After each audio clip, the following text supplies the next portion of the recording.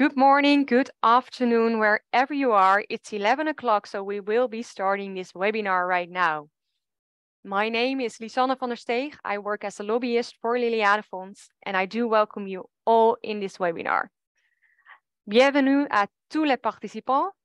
Dans ce webinaire, nous aimerons partager quelques informations pertinentes à préparation de réunion qui se tiendra à Ouganda au juin.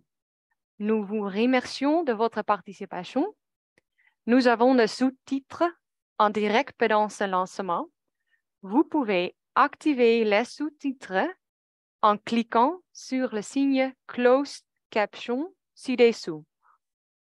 Le sous-tirage en direct est disponible en anglais et en français.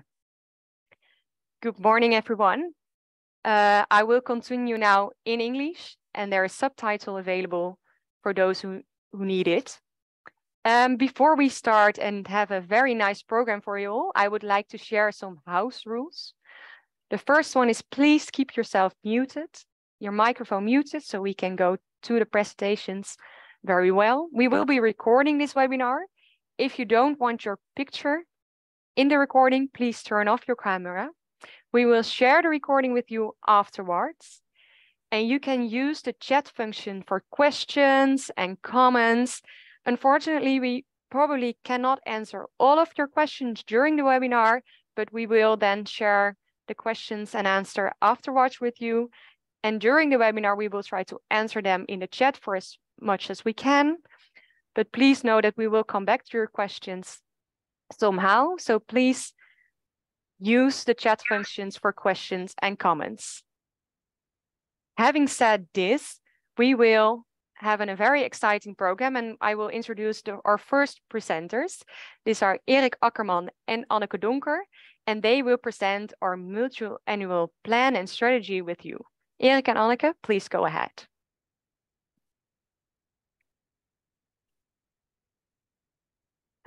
Welcome, and thanks again for joining this webinar, and also thanks for being a valued partner of Liliane Fonds and MIVA.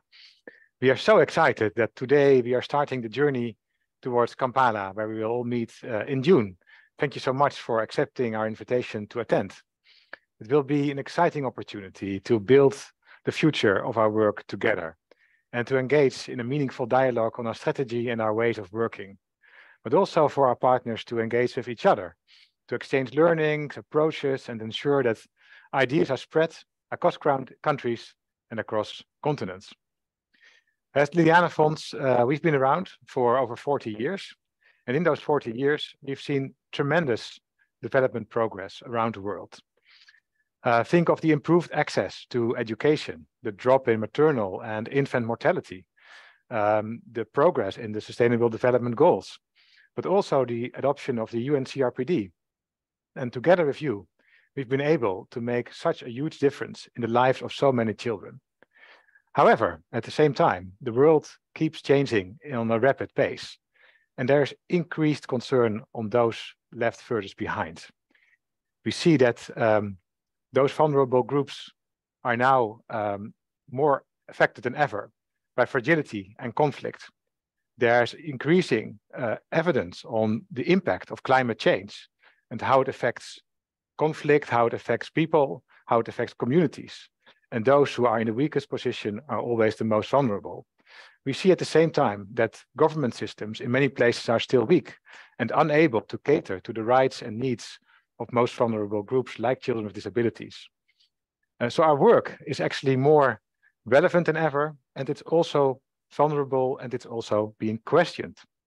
Also, when we look at our own country, the Netherlands, where we see that there is more emphasis on domestic issues and self-interest rather than on international solidarity.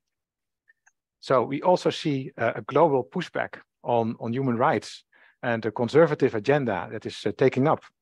The legitimacy of civil society is being questioned. And these are very big concerns. So we cannot no longer continue business as usual. We must aim higher and be more ambitious.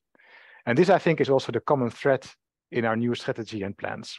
We must amplify our voices for disability rights and inclusion and make sure that we are being heard that you are being heard, that our partners are being heard, and that the next generation of children with disabilities will have a better chance.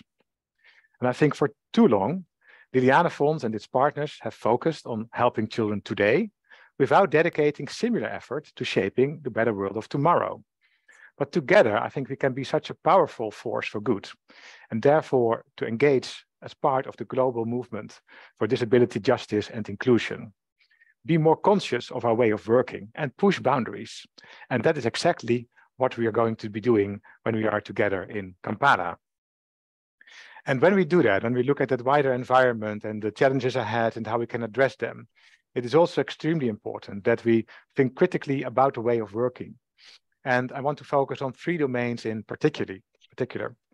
One is power. I think there's a need to rethink the power relations.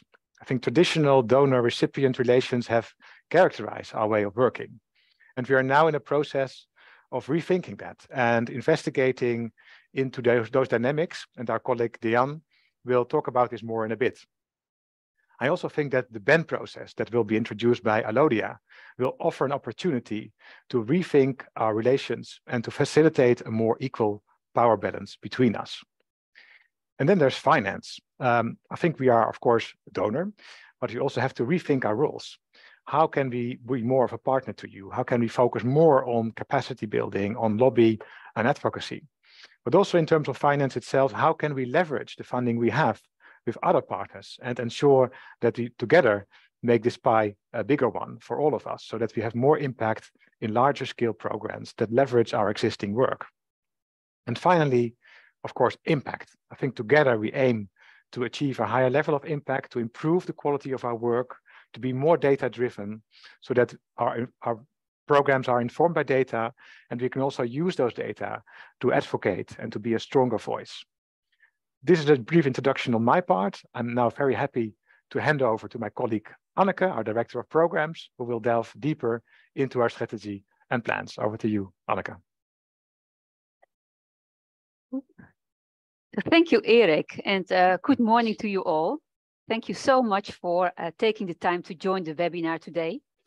In the coming minutes, I'm going to give you a brief overview of our plans for the near future. And I do hope that you will agree with me that together there are excellent opportunities to make much more impact on the lives of children with disabilities than we already do. And the key message of what Erik just talked about is that our joint mission is still very, very relevant and urgent. All our countries have ratified the UN CRPD, but still children with disabilities worldwide face huge discrimination and exclusion from the most basic human rights. And although there are improvements and of course good examples of inclusions here and there, progress comes very slowly, and overall children are still overlooked in policy making, and there are still huge numbers of children with disabilities who are out of school, who are deprived of health and rehabilitation services, who are left out of sexual and reproductive rights, and once they are grown up, they have very limited chances to get a decent job. And over the past years, and with some of you over the past decades, we have been working really hard to achieve equal access to health and rehabilitation services, to inclusive and special schools, to sexual and reproductive health and rights, to the labor market. And next to supporting children and their families in communities directly, we have more and more focused on interventions to achieve more structural change. In Cameroon, for example, together with our valued partner CBCHS and AVA's Foundation, we are setting up professional training for physiotherapists, occupational therapists, and CBR workers. We are working closely together with relevant ministries, working towards a sustainable system with well-trained rehab staff that improve the quality of life of many children. Another example, in Rwanda, we have a beautiful CBR program set up by our partner NUDOR, a program where we don't support just a selected number of children, but in this program, the local authorities and communities take responsibilities for all children with disabilities in their communities, not only with words, but with government funding, capacity, collaboration, and concrete support to families. So NUDOR is taking an excellent role with their good network and advocacy towards the right stakeholders. I just visited this program this year and I was really very, very impressed. These are just two examples of the good work that you do towards achieving more sustainable impact. It's exactly this work that we would like to scale up. So a welcoming and accessible school with trained teachers has an impact on all children with disabilities in a community, not only those that are directly supported, those who are on the list of our program. So I'm very proud that together with you, we have already made a difference in the lives of many children with disabilities and their families in the past decades. But if we really want to end injustice, children with disabilities experience every day, yeah, we need to dream and program much bigger. We want to finance programs that still support children with disabilities directly, but also achieve systemic change. And also MIFA. MIFA will focus more and more and contribute to our long-term goals and on access to health services and education. For children with disabilities, but also other persons with vulnerabilities. So this requires high quality programming, the right partners and stakeholders on board, working strongly together with organizations of persons with disabilities themselves. As you know, nothing about us without us.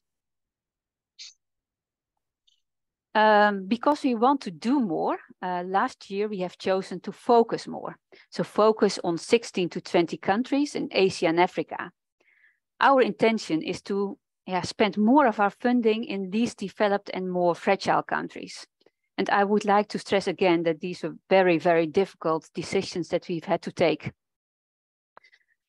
We keep on supporting the countries where we phase out our support in the coming 2 years.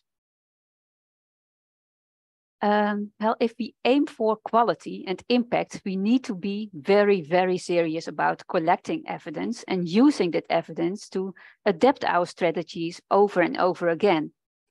That is why Liliane Fonds is investing in planning, monitoring, evaluation, and learning with a much bigger focus on learning. We will continue doing academic research with universities, for example, with our joint learning trajectory that you all know, breaking down barriers, and seek collaboration with our partners and academics in more countries. Well, partners, to make these programs with more impact reality, it is really evident that we also need much more funding. Our ambition is to multiply the funding that we already have available now. So we want to fund country programs, partly with our unrestricted funding, and together with you, seek institutional funding for other parts of our work. And then achieving, respecting equal rights of persons with disabilities, that needs strong, very strong lobby and advocacy.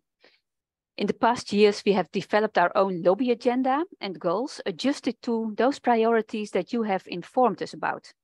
And in the coming years, we will support your advocacy work, we will invest in meaningful youth participation and help create opportunities for young people to express their own voice. So concluding, I realize I have talked a lot about Liliane Fonds and MIFA plans so far, but what I really want to say is that we need you more than ever to truly partner with us. Without a strong collaboration, we will not be able to achieve those important goals that we have together. And therefore, we are investing in our partnership and we will discuss with you about power relations that may hamper equal partnership. So in Uganda, we invite you to think along with us and develop a valuable partnership that is based on, even more on mutual respect for each other's knowledge and expertise. Well, I'm looking very much forward to meeting you in Uganda, inspire each other in all the sessions that we jointly develop. And in the past years, I know that quite some new partners have come on board, like, for example, ADET in DRC, CDD in Bangladesh, JF Kapnek in Zimbabwe, SIFUND and UNAPID in Uganda. I hope I don't forget anybody, but we will have plenty of time to get to know each other, work hard, but also have lots of fun together. And I'm confident that we will return home with new plans to jointly develop. So thank you very much. And I would like to hand over back to Lisanne, who will introduce the next speaker.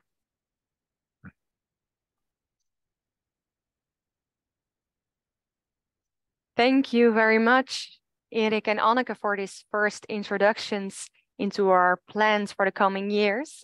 For those of you who joined later, welcome. Please know that you can ask your questions in the chat. And if we don't have time to answer them right now, we will come back later to answer them with you. So please feel free to share all your questions in the chat. So next we will do something very exciting. We will go to Uganda and take a look already at the event, the location of the event. And Joyce, our event planner, will give a short introduction.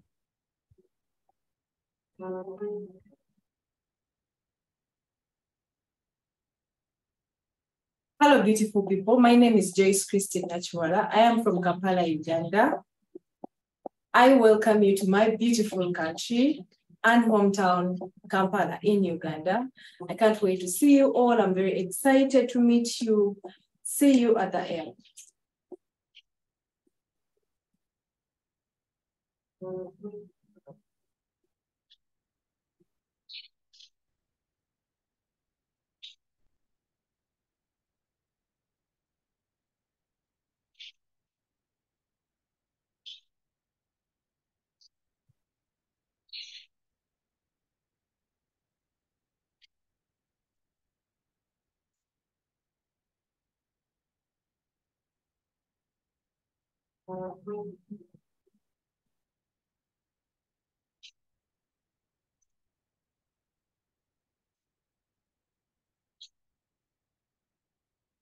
That looks good, right? All right, so next on our program, we would already like to share some things with you about Ben. And therefore we have Alodia Santos here to give a presentation about what Ben is all about. Alodia, please go ahead.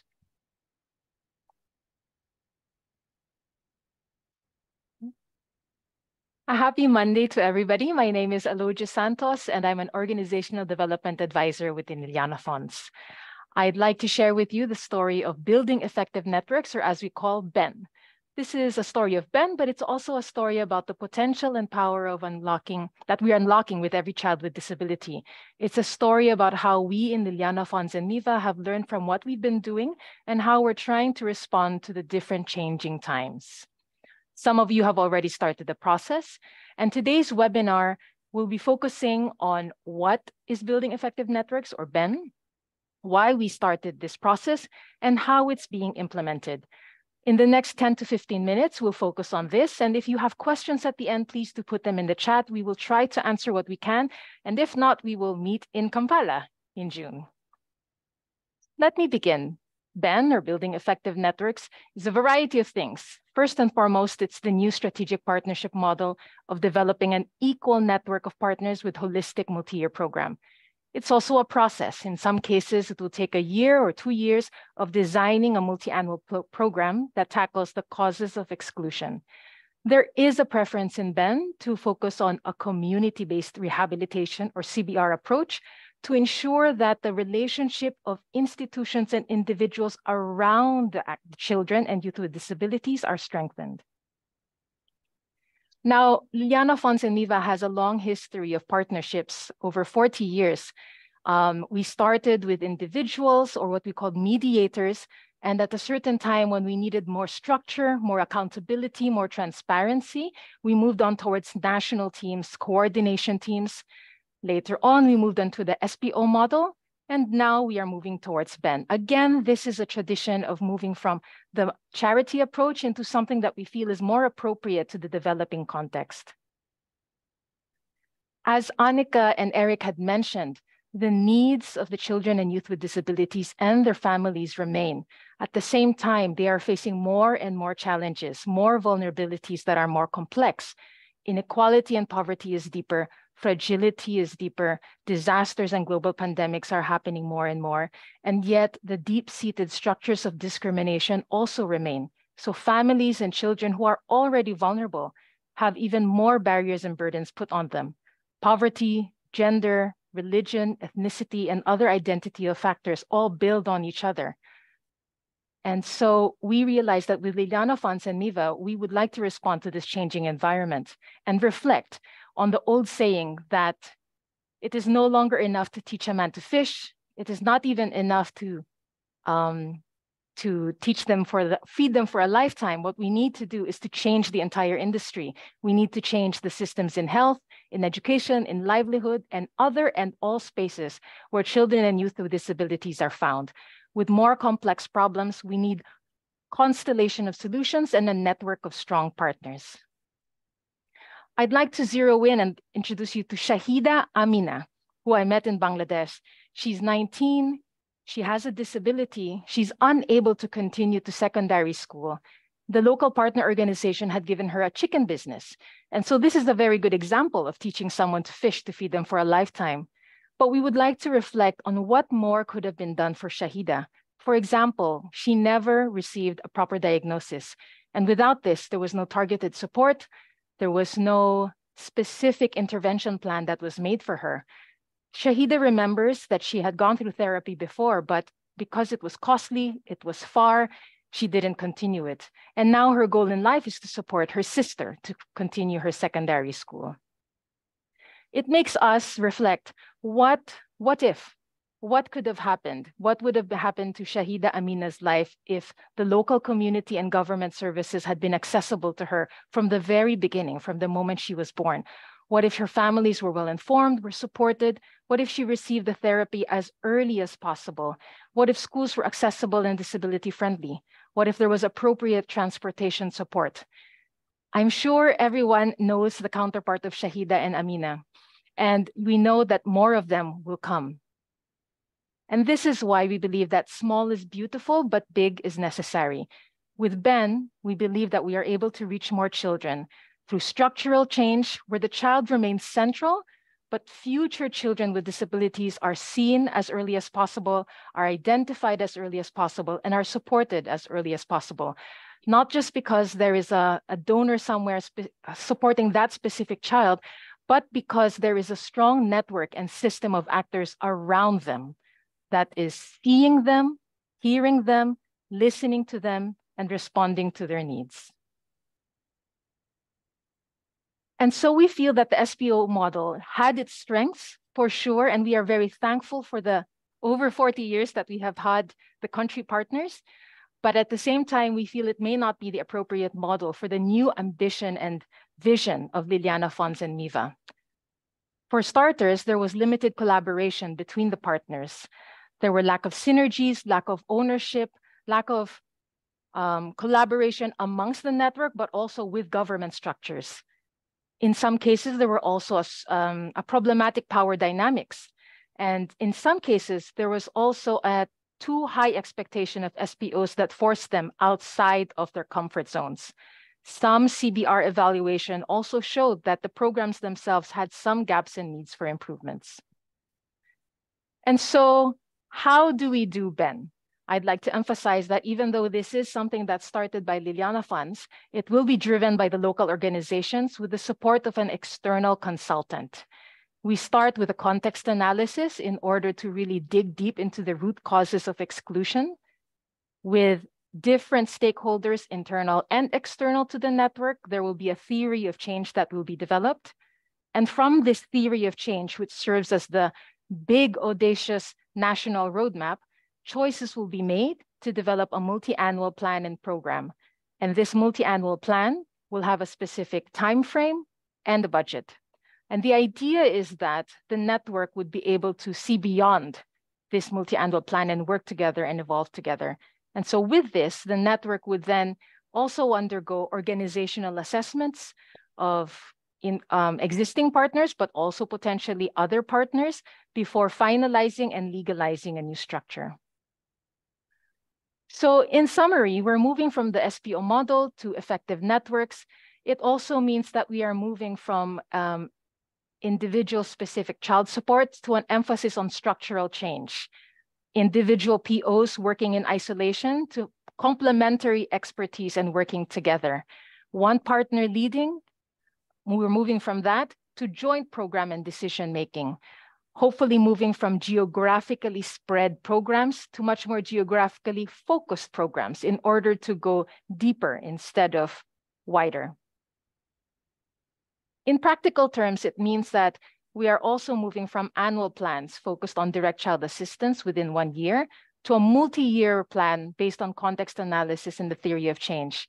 As I mentioned, moving from the POs working in isolation to a much more sustainable network governance structure that governs itself, plans together, fundraises together, and evolves together. For sure, and especially with those who are in the middle, we know that it is a long and intense process.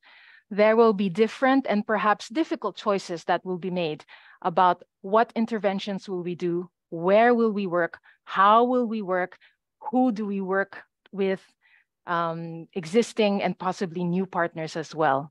We will strive as much as possible, of course, to work with the consultants, with the partner organizations, and hope that the process is done with integrity, with quality and transparency. As I mentioned, half of you are probably in the process while the other half have yet to begin.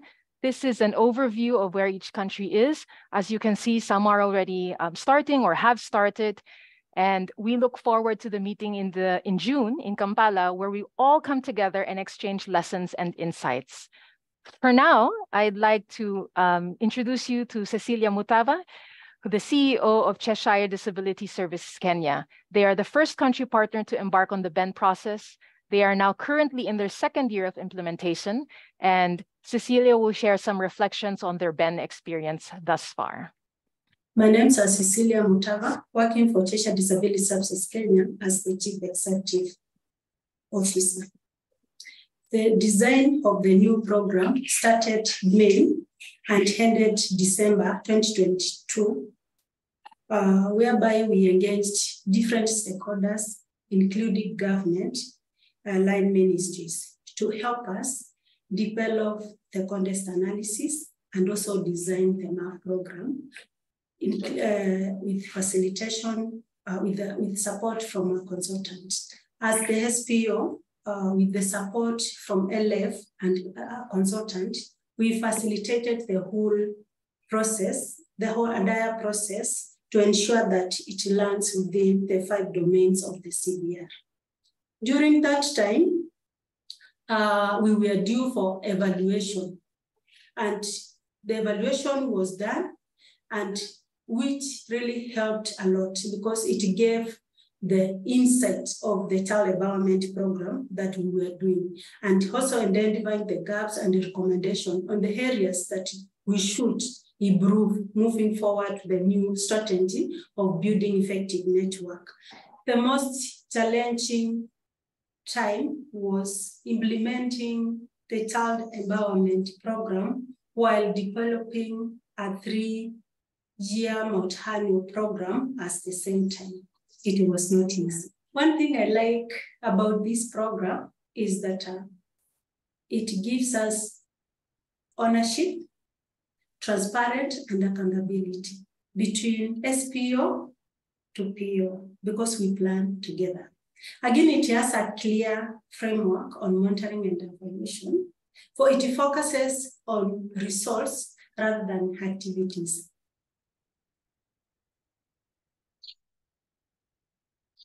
Thank you so much, Cecilia, who I know is also in the chat room right now.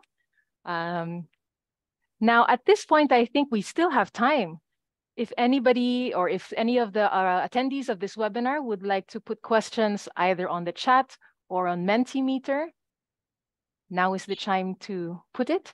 It can be questions that you might have for us as in Liliane Fonds and MIVA. It can be questions for your fellow country partners who have started the process, like Kenya, Uganda, Zimbabwe. And it can be also questions to the consultants, because in the upcoming June meeting, we will have Tom Olila, one of the consultants, joining us.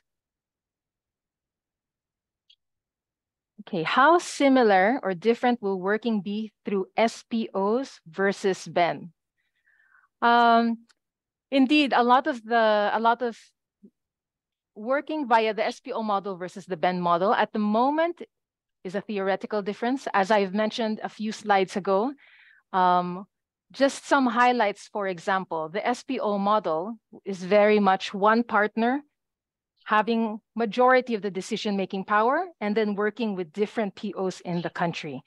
The idea or goal behind BEN is that instead of one partner having that one power, is that it is a combination of different networks. I might as well share, for example, Uganda is starting in its first year today, and they have moved towards a program management unit where there are 3 partners that are comprised the program management unit. One is a grant manager, one is a technical lead, and one is an OPD that is responsible for lobby and advocacy. That's just one example of how the shift has happened. I'm seeing a lot of questions coming in. What motivates Liliane funds to keep the SPO model in some countries and not in others? This will have to really be based on the context. And as I mentioned, it's a long process that is undergone in the Building Effective Networks. Along with the context analysis, there is also organizational partner assessments that have happened. And putting them together and reflecting on them, those are when the decisions will be made. It's very difficult for us to say here in Liliane funds that we prefer one model structure versus another. It really will need to be a co-creation decision-making process within that within the BEN process. Okay. I'm going to jump to one question that says, how does BEN take into account the particulars and the global context, much more on learning journey or process? As I understand the question, I'll do my best to answer. So as I showed earlier in the process, the whole beginning is a context analysis. And so our hope and our goal is that the context analysis is thorough enough and rigorous enough to show both the global body of evidence around community-based rehabilitation, along as the national country context. And by that, it means what is the existing policy, what is the existing law, who are the actors and service providers in that particular country. And I suppose, we work from there. It builds on the old model because, of course, out of the 40 years of working with the partners, there have already been a lot of enabling environment activities. We know which ministries work or are responsible for disability inclusive work around children and youth with disabilities. I'm just going through a lot of questions here. If I do not answer your question comprehensively, please feel free to find me in June. Okay, BEN is an applaudable strategy. The child empowerment has been one of the unique strategies of LF, especially child development and enabling environment. How different will BEN be from the structural strategies of other INGOs like Site Savers, CBM, etc.? Okay. No, indeed. I mean, in a way, there's a lot of similarities, but there's also some difference. I think the similarity with other NGOs like Site Savers and CBM is that this focus towards structural change, systemic change, and working with system actors like the government, like other service actors. And I know that there is some, shall we say, discourse between community-based inclusive development and community-based rehabilitation. I won't go into the politics of that, but I will say, in general, the principles remain the same. The child is at the center, and we want institutions and individuals around the child, the ecology of the child working together. So in that sense, there is a lot of similarity with Site Savers and CBM. What makes it different is a specific focus on, well, children and youth and disabilities on one. Liliane Funds and MIVA also has a very strong preference for the approach of CBR in terms of really treating each child with their own individual development plans and then linking that into the structures where they belong. Okay, I'm seeing that we have a few more minutes for a few more questions, but surprisingly, it seems that the questions, how does the new model build on the strengths of the old model? Indeed, what I want to emphasize is this is not, please don't see BEN being introduced as a total replacement. It is a building on, and it is an extension. So for example, we still believe that the child is at the center, that the child is important and paramount.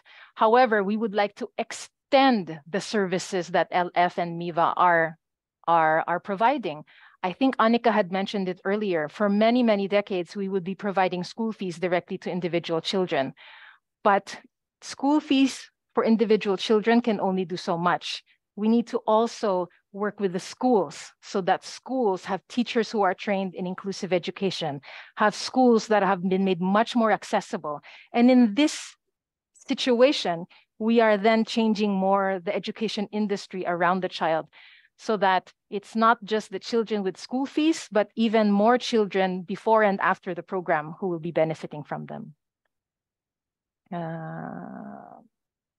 Okay, a long one is coming. I seem to, I'm just checking with our time. Okay, let's go. I seem to understand the need for the structural change of SPOPO. However, isn't Ben a component of CBR? Speaking from Zambia and how we have implemented the SECRA project, we have done a lot of building of networks and it has worked.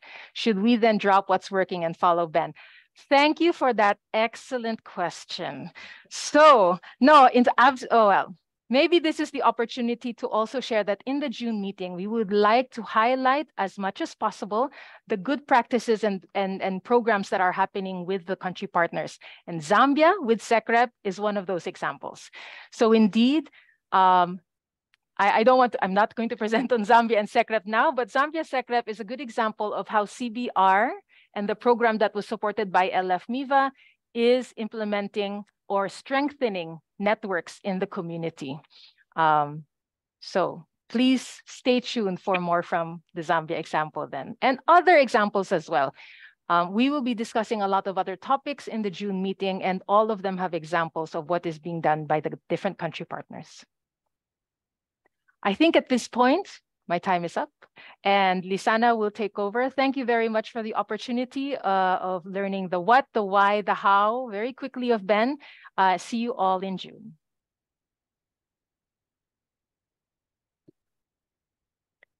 Thank you so much, Elodia, for this introduction. I'm sure there are still many questions around Ben, but please know that we will have a lot of time for that in the partner meeting, and we will have time to answer all of your questions and concerns. So please keep them in the chat, put them in the chat so we can take them along with our preparation as well. Another exciting topic that we are working on right now is shifting the power.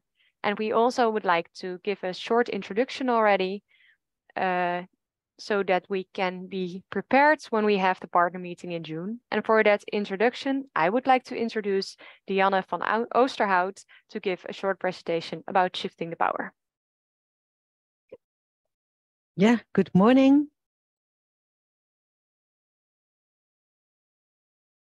Yeah, as already announced, I will say something about shifting the power. Oh, this is not working. Yeah. Today, I would briefly bring you up to speed with the shifting the power trajectory by looking back at what has been done so far, and by looking also forward to the steps that we will still take in the coming months. You also have recently contributed to a survey, and we will share some of the key findings with you that has been distilled so far. Finally, I will explain the plans for the partner meeting in June, and we'll take the opportunity to get your initial input on the design and the contents of the sessions. Let me start with a short recap of what shifting the power means and why we are having this trajectory. Shifting the power relates to inequalities in the relations between northern donors and southern partners, but also among southern partners. So in this case, between LF and you, but also between you and the partners in your networks. This is why we also ask you to forward the surveys within your network. We ultimately aim at further supporting local ownership and strong alliances and networks.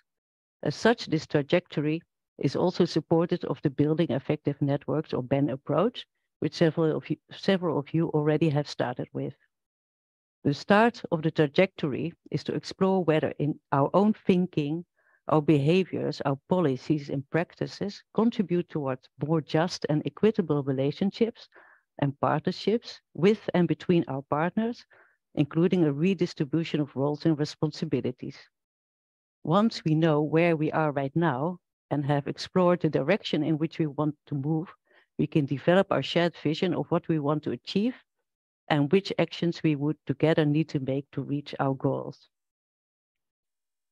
We are now some months into the process. At the end of last year, we commissioned a call for proposals for a consultancy to help us guide through this journey.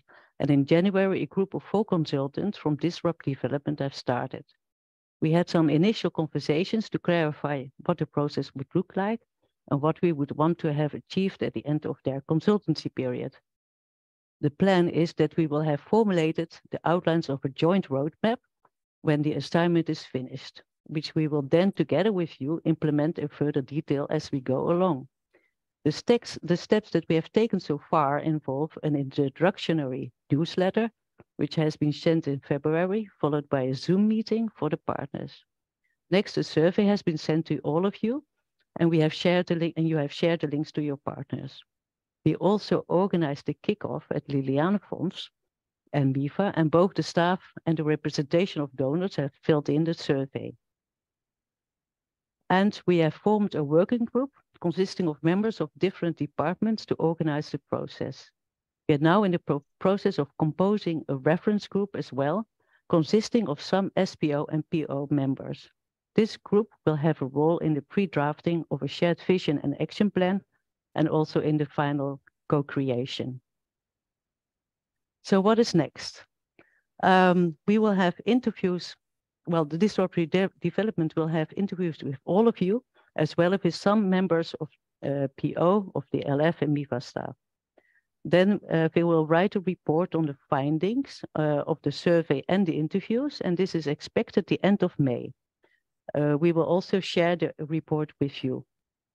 In June, we will start the process of co-creation of the vision and the action plan together. And so we start with the working group and the reference group. And those first ideas we will take to the partner meeting. During the partner meeting, we will further work on that together. After the partner meeting, we will finalize the plan together with you, and we will start with the action. The consultants received response from all of you on the survey that was shared with you last month. I would like to already share some of the initial findings. The full report is expected in approximately 5 weeks or end of May, maybe a bit sooner. One of the survey questions involved the aspects you would like to see improved in the partnership with the PO. The top 3 of your responses included reducing the reporting burden, the funding allocation, and the space for partners to decide on priorities. With respect to the relationship with Liliane Fonds, we see almost the same response. Again, funding allocation and the space for partners to decide on priorities could be improved. But what is different is that you have indicated that you would like to see improvement in the capacity building that is provided by LF and MIFA. Another question that was asked concerned the role that Liliane Fonds and MIFA could play that would benefit the SPO. The vast majority responded that the role of capacity builder would be the most important one. This was followed by the role of connector and knowledge broker. Related to these survey topics, we would like to ask you to respond to 2 follow-up questions that will help the consultant from Disrupt Development to better understand your hopes and ideas for change.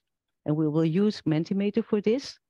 The code has already been shared with you. You can scan it.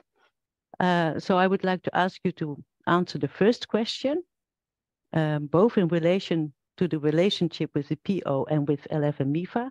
Many SPOs spoke about wanting to improve the space to decide on key priorities.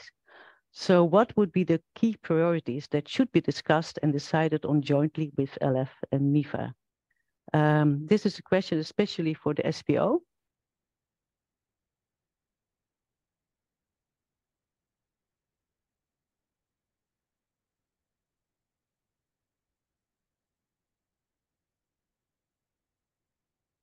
And then the second question.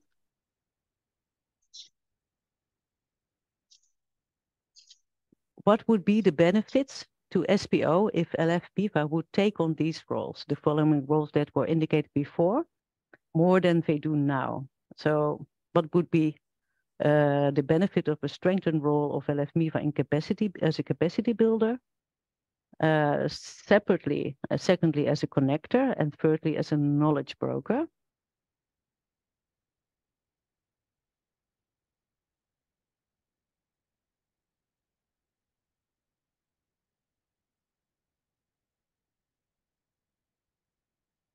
I don't see any response coming in, but I guess that's a technical thing.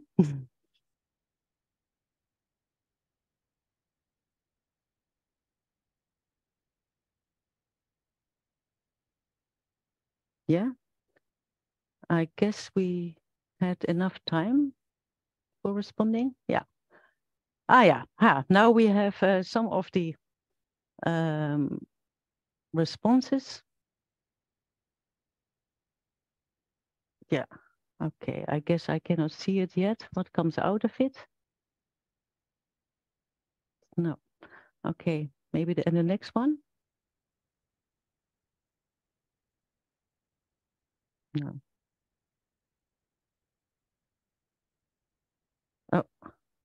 Okay. Well, let's move on to the partner meeting. So I will probably see your responses later on, and we'll make sure to communicate that to Disrupt Development so we can also use that in further designing the process. During the partner meeting, we will have 2 sessions in which we will together work on how we want to shape shifting the power in our collaboration. The first session consists of a brief validation of the findings that have come out of the survey and interviews, as these provide the basis for the formulation of our vision for the future. Next, the draft vision that has been developed together with the working group and the reference group will be presented and discussed and adjusted where needed based on the input that is given during this meeting. In the second session, we will start working on the design of concrete actions that we can take to reach the milestones along the way to make the changes we have defined in the vision. For now, I would like to ask you to help us in designing the partner meeting sessions by responding to 2 additional questions in Mentimeter. And your input will be used to design the sessions during the meeting. And the session will also be designed in coordination with the reference group to make sure that all voices will be heard. So the first question is, what do you want to see as the main result of the shift in the power sessions? And there are 3 options, so 4 options you can choose from.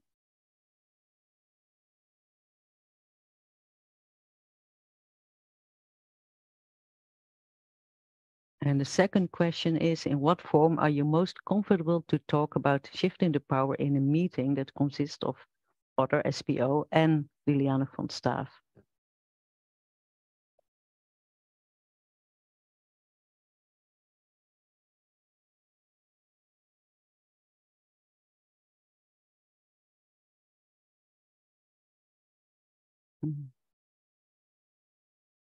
Again, you can still use the same code.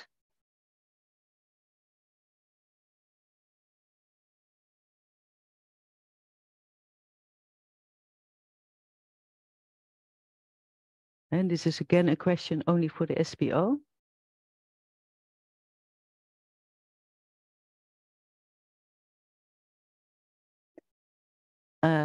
I don't see any results coming in, but be sure that we will make use of your response to design the program as best as we can, and also to make sure that the discussions can take place in the best possible environment and get all of your input. Thank you so much for your attention. If there are any further questions or comments, you can put them in the chat. And whenever there's still time at the end of our webinar, I can respond to those. And otherwise, we can also take this up later. Thank you so much.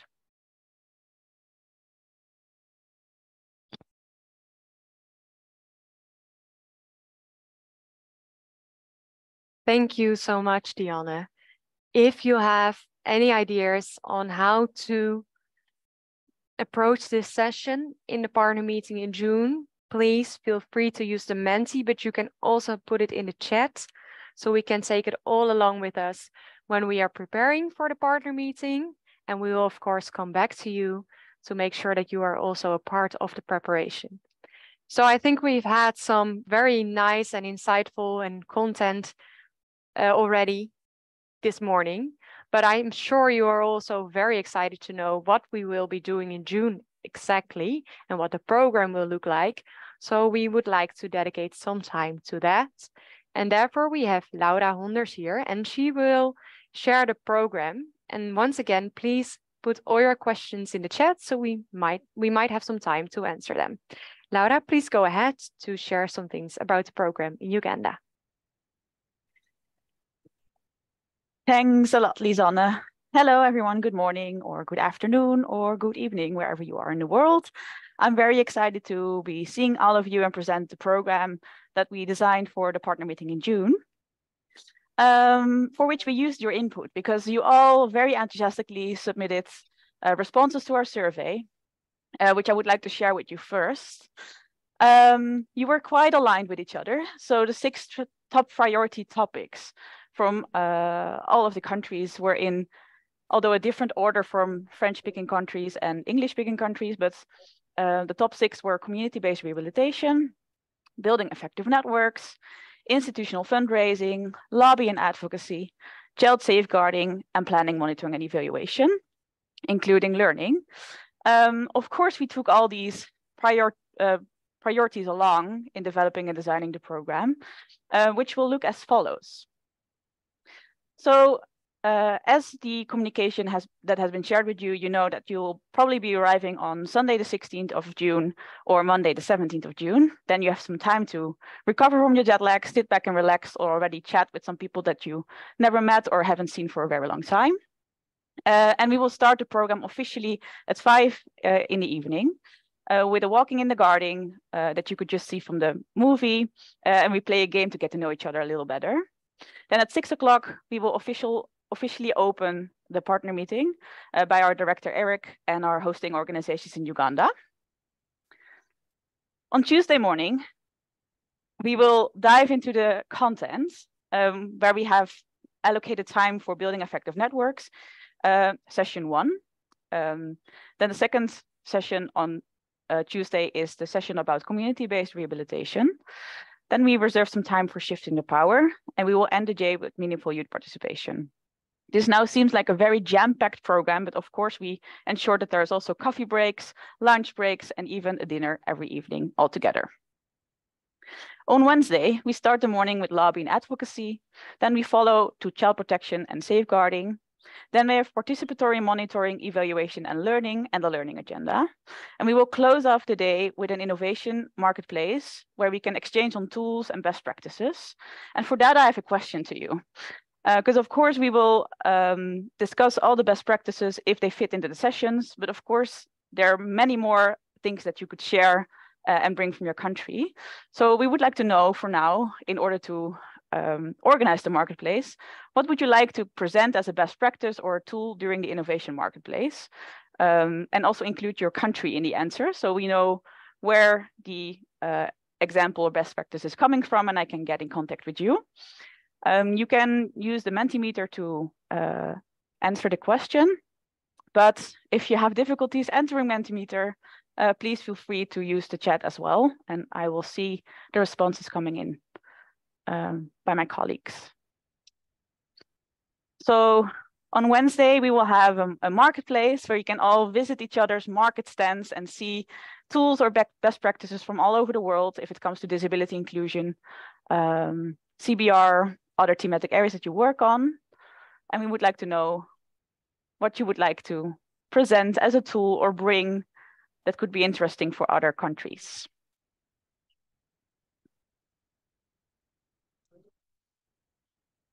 If we could go back to the Mentimeter, then I can see maybe answers coming in. But if Mentimeter is not,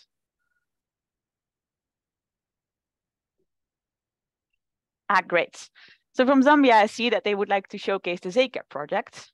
It would be very interesting to learn more about that because I've heard great stories from my colleague. Are there more good examples coming in from organizations that would like to showcase some of the tools that they've developed over the past couple of years that could be interesting for other organizations to learn from?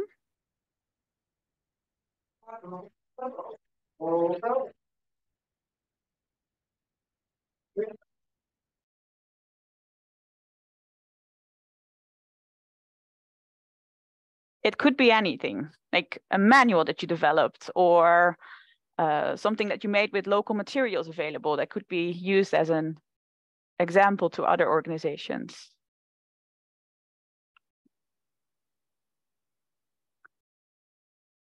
From Adet, I see that they want to share the Mugano network.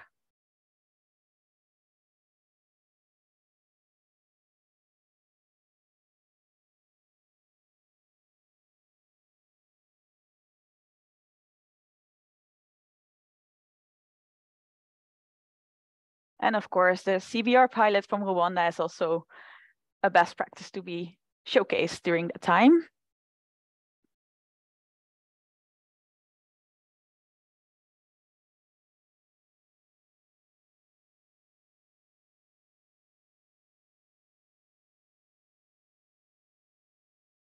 And CBC is saying, and I think that counts for everyone, that you will take time to put something together and share later. This is just like, I'll be in touch with you afterwards, but this is just to let you know that there's like this marketplace that you can bring tools and examples.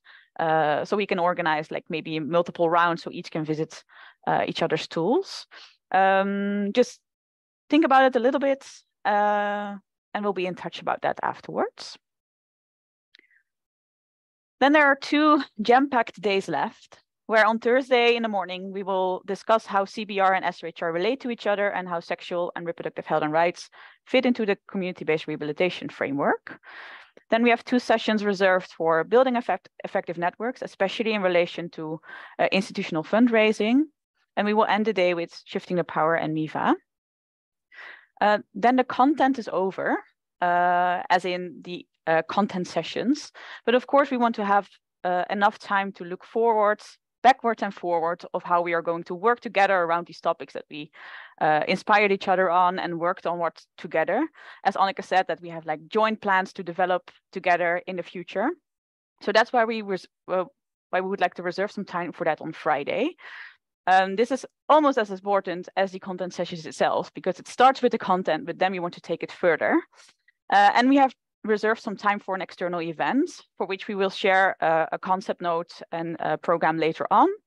The idea is that we will invite stakeholders from governments, institutional funders, and other INGOs to showcase our work and inspire on how you can work together with, for example, UN agencies or the WHO.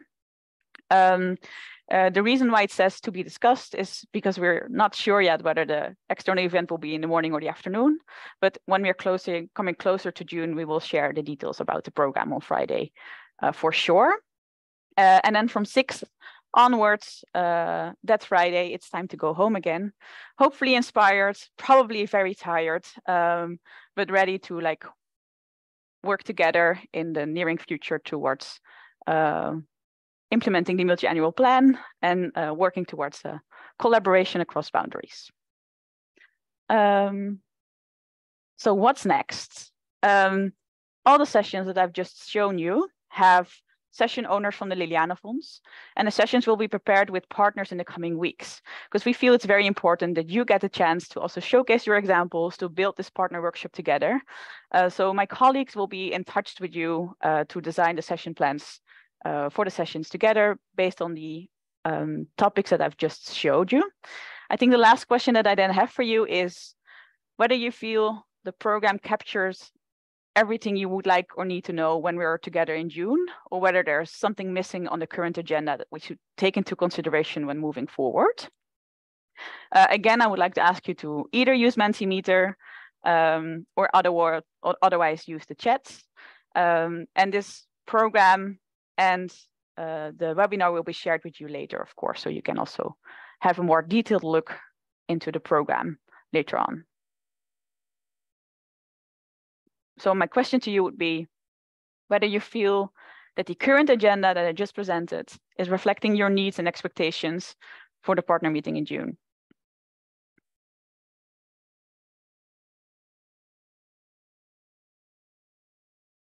And I know it's jam-packed and we have not a lot of time, but we hope to cover everything. Hello. Yes. Could you mute yourself again and use the chat to ask your question, maybe?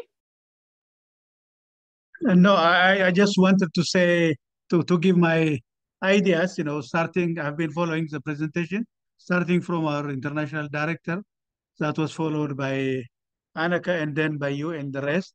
I think it's a very good, important point, for our June meeting. Even the issues raised like, shifting power from the north to the south, even among the partners, which I found it very interesting. And your questions you asked in what form this shifting of power to be made, I think we are through. I think it's a very organized workshop that I can really feel. I mean, this is an experience. We have not been really getting everything now. From now, I think we are more than happy and we respond to your questions if you really give us some of the things so that we can respond to the questions raised. Again, even we can come with some of the guidelines we have been using. CBR has been our core intervention area even before Liliane Foundation took it as one of its strategies. But here we call it CBID, not CBR, as CBR used to be. Now it has a working definition that's really works on the empowerment and enhancement of persons to the last end, including uh, uh, empowerment. It used to be addressed, the health aspects, the education, the livelihood, the social. Now we are working, in all to address the problem in such a way that it will really help us achieve our common objective of enhancing the social functioning of persons with disabilities. With all cross disabilities. And thank you. This is just what I wanted to say. Thank you so much for your reflections. I know that there were some technical difficulties with the questions about shifting the power, but as they are really important, we will find a way to ask them to you anyways in the follow-up of this webinar. And I think we will have some time to discuss CBR and how that fits in Ben during the partner meeting in June. If you have any reflections on the program when you see it, when it's coming in the mail, please feel free to drop us an email or share your considerations with us afterwards. I think we have to move on.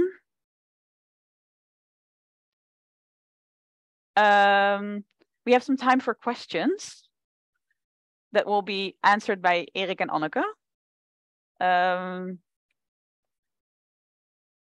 So I'll give the floor to Erik and Anneke, who can discuss your questions that have been asked in the chats, and please keep them coming because we have some time.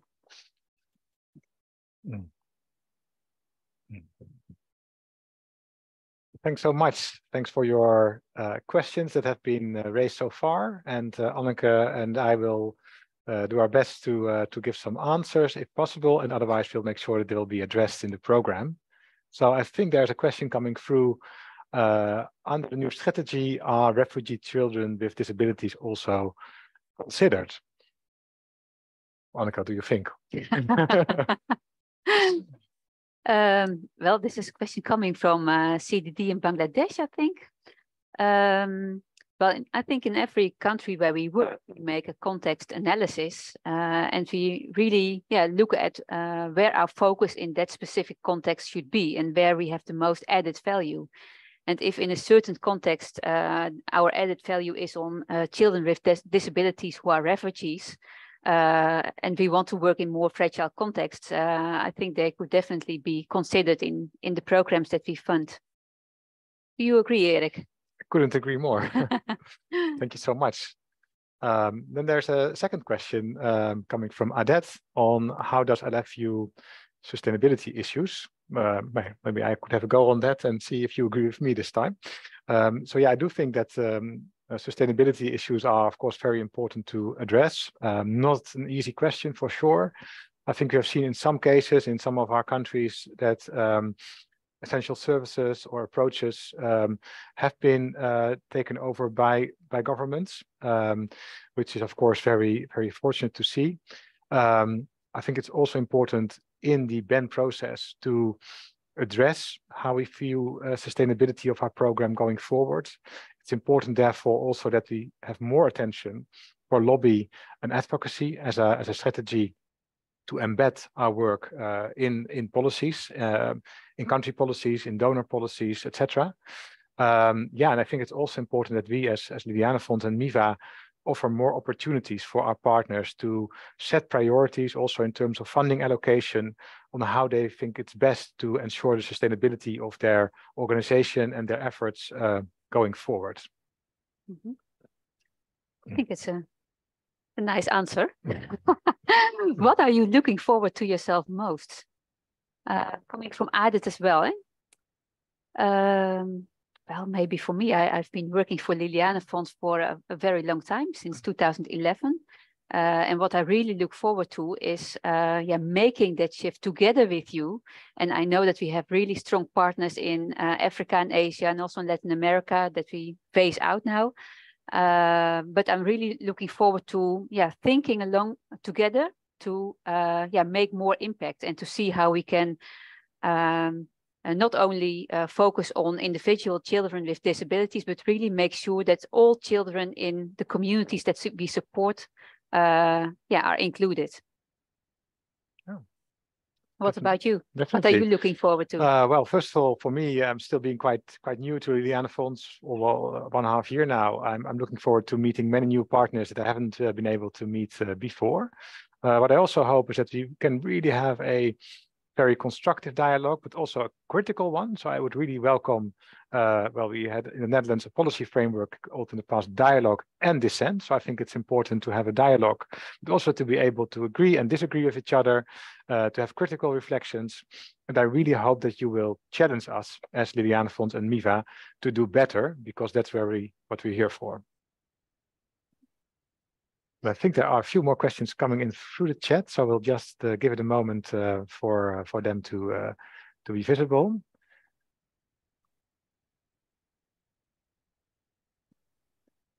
There's a question about the added value of government stakeholders, the added value of government stakeholders into the BEN strategy. Very important question. Would you like to start on that, or should I give it a try? Yeah. I think if we want to be serious about systemic change, then you have to work with governments as well, and you cannot just close your eyes and just go ahead working only with NGOs and think that you are going to make a structural change in the end. Mm-hmm. So you really have to work with government partners as well. What do you think, Erik? Yeah, I definitely agree.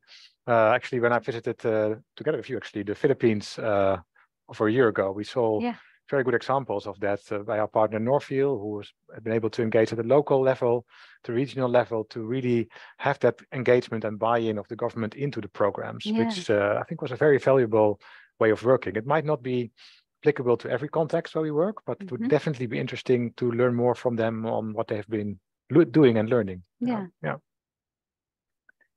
Excellent. So I think we have to round off, and I think I'll pass back the floor to Lisanne to end the meeting. Thank you so much. Yeah, thank you. Looking forward to see you. Okay. Thank you so much for asking your questions, and Erik and Anneke, thank you so much for answering those questions. So we are wrapping up this webinar. There was a lot of information shared. There were many questions shared. We will share the recording with you, and we will come back to any questions or comments that you have put in the chat. But I can imagine that there will also be some questions coming up in the next few weeks. Please feel free to contact us so we can take it all along with us towards Kampala. And I'm looking forward so much to seeing you all live in Kampala and to have a very fruitful meeting there. So thank you very much for your participation, and I wish you a good rest of the day and see you in June. Goodbye.